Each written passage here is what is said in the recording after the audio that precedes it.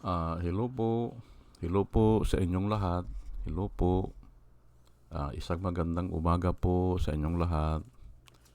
Good morning po mga kababayan, mga minamahal. Ngayon po ay a 4 po ng Agosto. August 4, 2024. At ang oras po dito sa Los Angeles, California ay 7:12 ng umaga. Sunday. Medyo late po tayo kasi walang pasok. Ah, ah, Medyo maaliwalas ang panahon ngayon, ano. Ang topic po na gusto kong talakayin ngayon ay patungkol dito sa bakit sobrang maramdamin si Sara Duterte. Yan po ang title ko ngayon.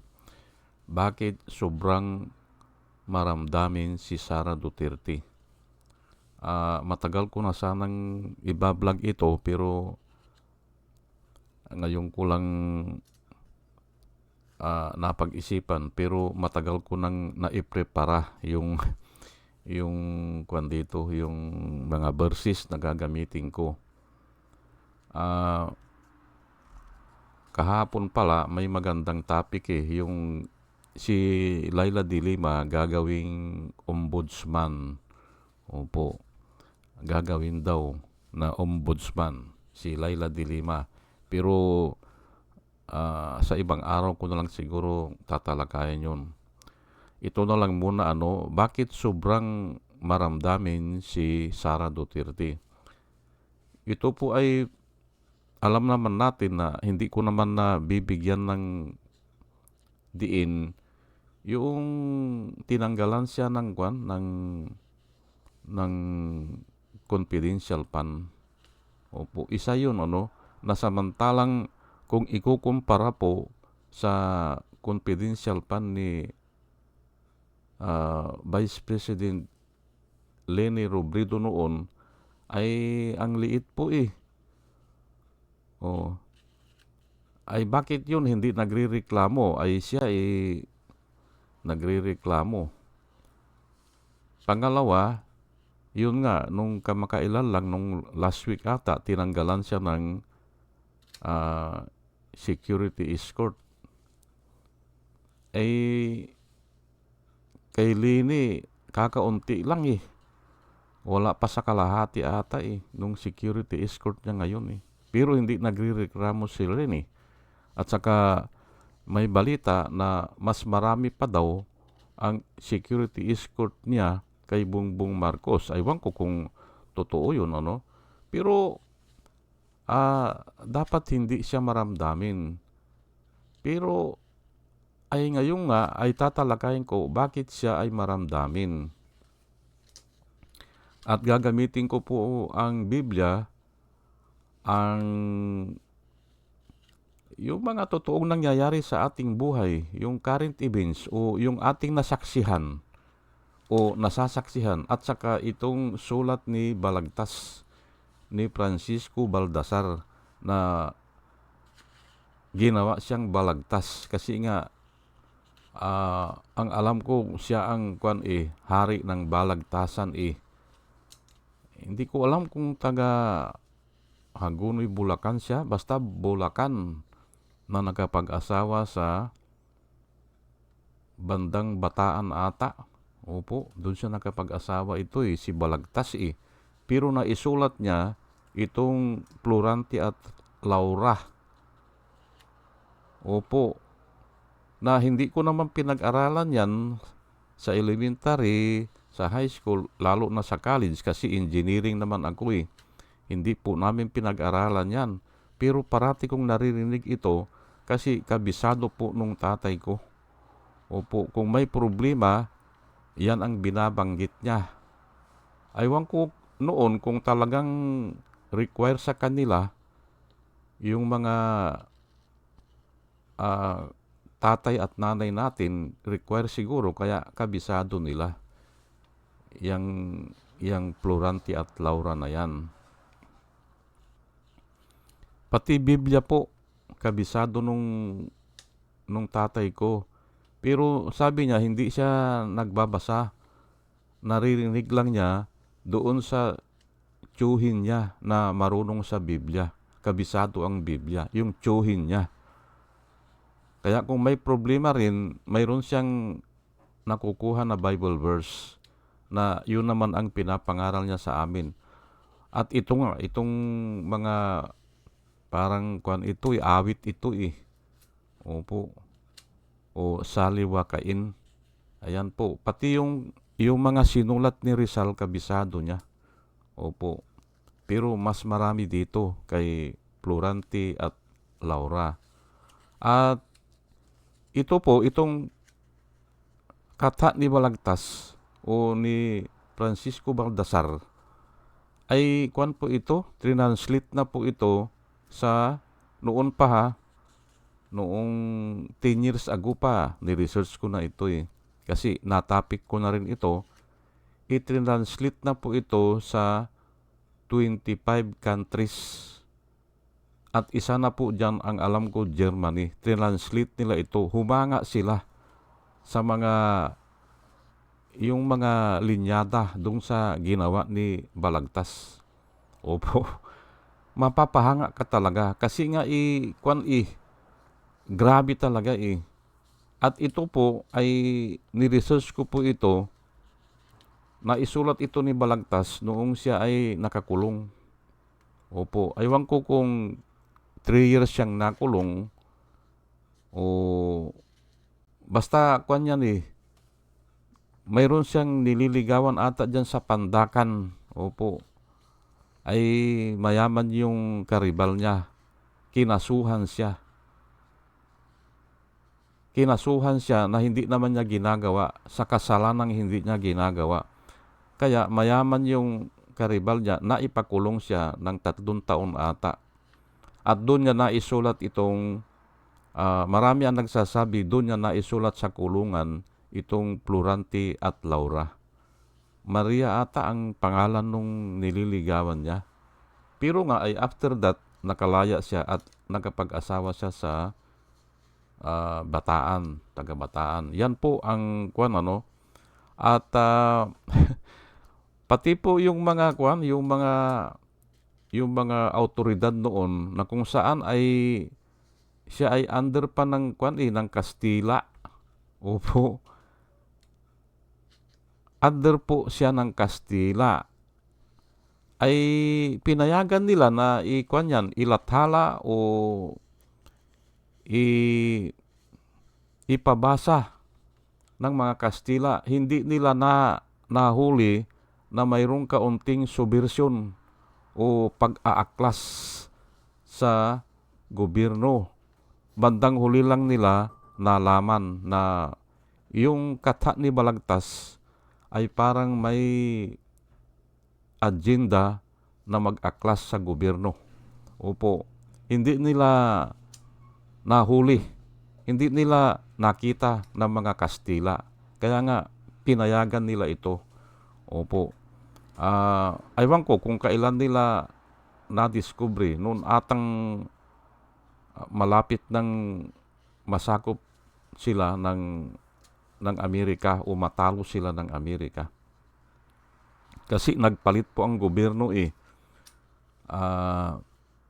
Aywan ko kung ang gobyerno ng Amerika ay nag-umpisa sa 1914 o 1915, ganyan ata. Yan po ang tatalakayin ko bakit sobrang maramdamin si Sara Duterte. Yan po, gagamitin ko po ang Biblia at itong obra maestra ni Francisco Balagtas o dati ay Baldassar. Opo. At Biblia at saka yung current events, yung mga nakikita natin sa ngayon o yung mga history natin. O sige po pero bago ang lahat po ay nais ko munang batiin ko muna itong mga subscriber po natin, itong batch number 2. Opo, hayaan nyo muna na batiin ko muna sila. Ito po sila, si Pussycat, si Doris May, si Antonino, si Ronel, si Ibi Cumpio, si Joey Valenzuela, third pangatlo, User NB, Parot Parot, Pabs Naranja, Ronel Sorlier, Padua Lloyd Trabiel, Andre Sinario, Jonah Canao, Rosana Kawili. Salamat po sa inyong lahat. Bear Orozco, Ernie Calyago, Christine Joranas, Digna Umali, Jolie Antan, Jose Labier Niabot, Andy Gimpaw, Yoser GH, RC Guillermo, Joseph Angelo, Mayra Medina, Rafael Aquilato, Mayet Hensyo, Dio Yanong, Bilya Laguinyo, Mr. Yang Toy, Emelita Roa, Monica Dangsao, Richard Jamura, User KK, User XQ, Nelson Nokop, Salvacion Akisar, Sinaida San Andres, Joey Chavez, Ramon Junior Rojas, Hael Villarreal, Rose Jack Normi, Arnel Araujo, Vicente Tablati, Sweet Potato, Coco Guid, Orly Donez, Estrella Rumbano, Arian Mendoza, Nieves Olaveres, Aldrin Impalmado, Malaya Mendoza, Rolando Dordes, Mer Cabrera, Rolando Olivier Mamon, ng La Paz, Iloilo, Ana Marie Aldisimo, Eli Casli, Marian Rivera, Marudaan at saka si Manuel Diwa. Yan po salamat po sa inyong lahat. At ito naman po ang mga vloggers na kung saan ay aking nirirekomenda na ating suportahan at panuorin palagi. Ito po sila si Michael Apasible Bulletin, Attorney Inso Recto, Bunyog Pagkakaisa, Vlogcaster Armandin, Engineer Tuto Gausing, Aling Marie, Mr. Sa Totoo Lang To, Christian Isguera, PMTGR Vloggers, The Action Man, Roy Japan Tours, Divina Apostol, CG Pichchay, Kapihan ni Art at Ago, Demjus Journey, Kakamping ni Patrick Aquino ata yun, Aquino, Ang Batas with Attorney Claire Castro, si Walde Carbonel at saka yung isa pa yun si Kristan, magaling yun ugaliin po natin na manood sa kanila at marami po tayong matututunan at nakikita ko po na yung mga sinasabi nila ay para po sa bayan. O sige po, at tayo po ay tuloy-tuloy na sa ating topic. Ito po ang kasagutan po kung bakit sobrang maramdamin ni Sara Duterte. Ito po ang kasagutan na makikita po natin sa mga verses na kinatha ni Francisco Baldassar sa Prudente at Traora chapter 14. Opo, ito po pinili ko lang po itong tatlo na ito, pero marami po yan ay kaya lang kulang po ang ating oras Babasahin ko lang po ang taong magawi sa ligaya't aliw, mahina ang puso at sobrang lubhang maramdamin. Inaalala pa lamang ang hilahil na daratnay, di na matutunang bathin. Ayan po. Yan po ang sinunglat ni Balagtas na marami po ang humanga dyan. Ang taong magawi sa ligaya't aliw, mahina ang puso, lubhang maramdamin. Inaalala pa lamang ang hilahil na daratnay, di na matutuhang bathin. Ayan po.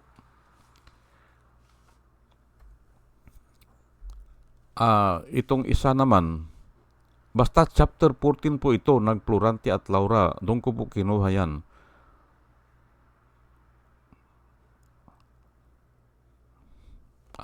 nauna pala ito eh. Doon muna ata sa kwan. O, hindi bale. Para ng halaman lumaki sa tubig, dahoy nalalanta, munting di madilig. Ikinalulooy ang sandaling init, gayon din ang pusong sa tuway naniig. Ayan po, hindi ba? Basahin ko lang po ulit Para ng halamang lumaki sa tubig, dahoy nalalanta, munting di madilig.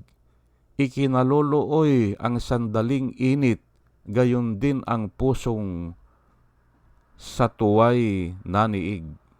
Ayan po, hindi ba? Ay hindi na po natin kailangan i-explain yan eh. Naandyan na po yan, hindi ba? Kaya nga maraming humanga dyan eh. Ang laki sa layaw, karaniway hubad, sa bait at muni, sa hatol ay salat. Masaklap na bunga ng maling paglingap, habag ng magulang sa irog na anak. Ayan po ang sinulat ni Francisco Balagtas, na hanggang ngayon po ay pinag-aaralan po yan sa buong daigdig. Opo. Napakaganda po. Tinatranslate nga nila sa language sila at itinuturo po sa eskwelahan. Opo. Ay unfortunately dito sa atin ay hindi na itinuturo ito Itinuturo po ito kung ang major mo ay siguro teacher at major sa, aywan ko kung sa history o sa, yung mga ganyan. Pero po sa engineering, hindi na po tinuturo ito Yan ang laki sa layaw, karaniway hubad, sa bait at muni, sa hatol ay salat, masaklap na bunga ng maling paglingap, habag ng magulang sa irog na anak. Ayan po, hindi ba? Talagang hahanga ka hindi ba? Sa sinulat ni Francisco Balagtas. Yan po ang kasagutan. Bakit sobrang maramdamin si Sara Duterte. Ayan po, Kayo na po ang bahala. Ngayon, ay sa Biblia po, ay mayroon ding kahawig na ganyan Opo. Ito po, sa Romans 5, verse 3 hanggang 5, Ito po nakasulat, and not only this, but we also rejoice in our tribulations. Yung mga pagsubok yan o kahirapan. But we also rejoice in our tribulations, knowing that tribulation brings about perseverance. And perseverance, proven character. And proven character, hope. And hope that does not disappoint, because the love of God has been poured out within our hearts through the Holy Spirit who was given to us. Ayan po ang nakasulat sa Romans 5, verse 3 at saka 5. Babasahin ko lang po ng ulit sa aking sariling word o yung kabisado ko na translation at i-explain ko And not only this, sabi po ni Paul sa mga Romans, but we also rejoice in our tribulations. Kami ay nagagalak o natutuwa sa aming mga pagsubok na binabata. Ayan po o tribulation. Ayan nga knowing that tribulation brings about perseverance. Kasi yung kanyang paghihirap namin o yung tribulations na yan ay nagdadala po ng perseverance. Ayan po o endurance. Pero ang una po dito ay patient muna patient and then endurance o perseverance. and then character. Yan po eh. Pero hindi bali na, ay ayan ang nakasulat. Brings perseverance. O kuwang ka, yung nagtitiis ka hanggang matapos. Ayun po ang perseverance eh. And perseverance, sa iba pong translation, if prolong, develop character. Ayan po, nagkakaroon ka na ng character. Kung nasanay ka na sa paghihirap, nagkakaroon ka ng character. Ayun po. Kaya nga, ang tao po ay dinidescribe natin sa kanyang characteristics o sa kanyang character. Hindi po ba? O, kung may nanliligaw sa anak natin na wala lang, hindi ba? Walang pinaglalaban, walang character yan. Huwag mong pag-asawa yan, anak, hindi ba? Yun ang payo po natin sa totoong buhay, hindi ba? Nangyayari po yan. Kasi nga, nakikita natin kung ang isang tao ay, yun nga, hindi nagdanas ng hirap, ay halos walang pinaglalaban po yan eh. Opo. Kung saan lang sila mapunta, ay doon sila. O kung saan yung salapi, hindi ba? O kung saan ang pera, kung saan sila ganansya, doon lang sila. Wala po mga karakter yan. Ayan po. And character brings hope. Ayan po. Hope that does not disappoint us. At ito nga, ang hope na ito ay nanggagaling sa Diyos. Kung mapansin po natin si Dilima, hindi po siya umatras kahit na siya ay nasa bilangguan, hindi ba? Kasi ang sabi niya, nagbabasa siya ng Biblia. Ako naniniwala ako dyan. Kasi kung ang tao, ibilanggo mo lang yan ng 2 taon, 3 taon, magpapakamatay na yan. Kung wala siyang inaasahan na tulong sa Diyos. Opo, kung hindi siya nananalig sa Diyos, baka, kuwan na yan, masisira ulo na. Opo. Ganon po yan. Hindi kakayanin po eh. At ganon din ang nangyari kay yung si Ninoy Aquino.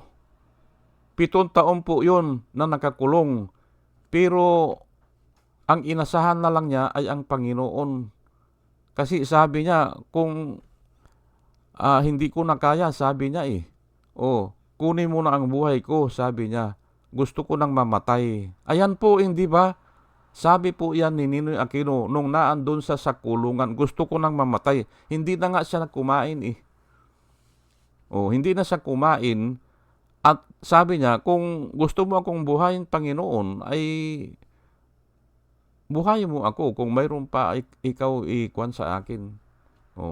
Sabi niya, parang ipapagawa sa kanya.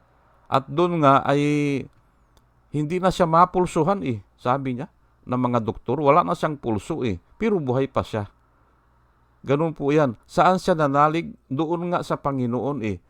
Hope that is in God. Opo. Kasi kung ang hope mo lang ay tao, hindi ba? Katulad yan nangyari ngayon kay Bato de la Rosa, hindi ba? Ang hope pala niya ay na kay Marcos. Kaya ngayon ay binitri daw siya. Tinalakay ko na yan kahapon. Hindi ka po binitri. Kasi hindi mo naman siya kasamang pumatay. Hindi siya kasama, si Bongbong Marcos, hindi po kasama na nagplano na sa pagpatay ng 30,000 na katao. Kaya hindi kanya pwedeng ibitri yan. Ang magbitri sa iyo, at yan nga nakikita ko, pati kay Duterte, ang magbitri po sa inyo, yung mga inutusan nyo na gusto na malibre o gusto nilang kumawala dyan sa kasalanan na yan. Aamin na yan. Hindi ba? Your confession was made into your salvation and your belief was made into your justification. Hindi ba? Nakasulat po yan sa Biblia eh. Yung confession nga ay magiging kuan mo yun eh. Kuan mo, yung salvation mo. Hindi ba? Your confession will save you. Kaya ikukumpis talaga nila yan. Yun po ang nagbitri sa inyo. Pero hindi po yan ang topic ko. Ang topic ko po dito, hope that is in God. Yan lang po ang talagang hope na nagbibigay sa atin ng totoong hope. Ang tao kasi hindi mo maasahan yan eh. Kaya yung sasabihin nila na ako aayusin ko ang gobyerno, huwag po nating asahan yan. Kalukuhan lang po yan. Kung pwede palang ayusin ang gobyerno, kung pwede palang ayusin ang buhay ng tao, o ang kalawakan o ang buong daigdig, ay di dapat hindi na bumaba dito si Jesus Christ, hindi ba? O, wala tayong aasahan dyan sa mga tao na yan na nagmamagaling, hindi ba? O, katulad ni Trump dito sa Amerika, sinabi niya, ay aayusin daw niya ang gobyerno, ay naku po. Kaya nga ako, sinasabi ko sa vlog ko o sa mga comments ko sa YouTube, huwag po tayong maniwala dyan. Kasi ginawa na po ni Tandang Marcos yan. Opo, parating, nung second year ako, dineclare ang martial law. Second year high school po ako, parating ini-exam namin yan. Ano ang reason ni Marcos? Bakit niya dineclare ang martial law? To save the republic, sabi niya, and to reform the society. Oh, yun ang dalawang reason niya. Ay nareforma pa? Ay hindi. Nasira nga ang mga institusyon eh. Naging corrupt. Kasi iisa na ang humahawak eh. Oh, nagiging diktador. Nagiging kwan na. Wala nang demokrasya kasi wala nang check and balance. At yan ang nangyari po kay Duterte. Kaya naibaon tayo sa utang. Hindi ba? 6 trillion po ang nautang niya. Hindi ba? Isa na yang parmali. Oh, na nilalabanan sana ni Gordon, ay kasalanan nyo yan. Kasi pinayagan nyo eh. Oh, naging abusado kasi nga nahawakan niya ang ang legislatibo eh. Oh. Kaya nga si Kristan nung isang araw tumatawa ako doon sa sinabi hindi. Si Christian Isgira, sabi niya congratulations sa mga sip-sip. Sabi niya. Kasi nga, yung mga congressman namin, kung saan ang ganansya, doon sila mga sip-sip nga Dati, kay Duterte sila. Ngayon, kay Marcos na naman sila. Ayan po Ay, pero wala po tayong aasahan dyan. Kasi nga, hope sa tao ay wala yan. Pero dapat, hope that is in God. Opo. At yan po ay kinoconfirm po yan ng ating espiritu. Opo. Yan po ang ibig sabihin nito. Nako-confirm yan dahil ikaw ay may relationship sa Diyos. Ganun po yan. The Spirit bears witness with our spirit that we are the sons of God. Hindi makonfirm po yan ng ibang tao. Kung hindi yung espiritu mo, yan po ang ibig sabihin nito. Kaya mayroon kang hope. Ako po ay kaya kong i-explain yan. Kaya lang ay mahaba po Punta na po tayo dito sa James 1 verse 12. Blessed is the man who perseveres under trial. Ang ibig sabihin yan, blessed ka kung napapagtiyagaan mo yung paghihirap. Na katulad din ang sinabi yan ni Balagtas, hindi ba? Blessed is the man who perseveres under trial, because when he has stood the test, he will receive the crown of life that God has promised. Promise, hindi pala prepare. That God has promised to those who love Him. Sa iba kasi, priniparah na ng Diyos. Opo. Ayan po, hindi ba?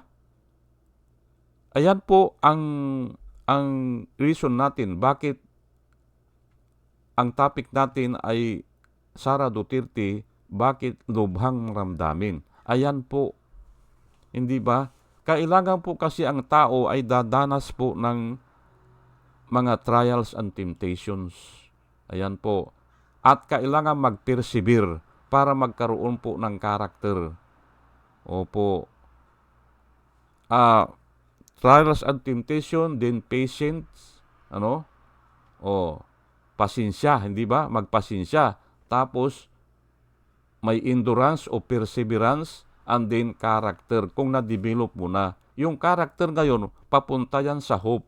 Wala pong iba kasi na makakapagkuhan sa atin makakapagpatibay na totoo o tama kung hindi po ang Panginoong Hesus o ang ating Diyos. Yun po, doon po tayo magkakaroon ng hope. Ayan po. Ngayon, ano ba ang hope nila? Ay sa pira hindi ba? O kaya kung nawala ang pira o salapi, o ang hope nila ay naandun sa mga security men nila ata O kaya kung nawala yan, wala na rin silang hope. Ayan po. Kaya lubhang maramdamin ang sabi ni Balagtas, ang taong magawi sa ligaya't aliw. Sabi niya, ano ba yun? Ang taong magawi sa ligaya't aliw, mahina ang puso, lubhang maramdamin. Ayan po, hindi ba? Inaakala pa lamang ang hilahil o ang problema na daratnay, di na matutunang dalhin. Ayan po, ubathin. Hindi ba? Ay tama po yan, hindi ba? O sige po, at hanggang dito na lang po at ako po ay nananalangin bago ako mag-umpisa. Ay sana tayo ay bigyan ng Panginoon ng wisdom, mga kababayan, mga minamahal. At yan po ang pakay ko dito na maisiwalat ko yung ano yung dapat o ano yung totoo. Ayan po hindi po ako nagkuhan ng politika o yung monetary consideration, hindi po. Kung hindi, gusto ko lang pong i-share ang aking kaunting kaalaman po sa inyo. O sige po, at hanggang dito na lang po mga kababayan, mga minamahal. Good morning po sa inyong lahat at salamat po sa inyong pakikinig. Salamat po ng marami. Salamat po.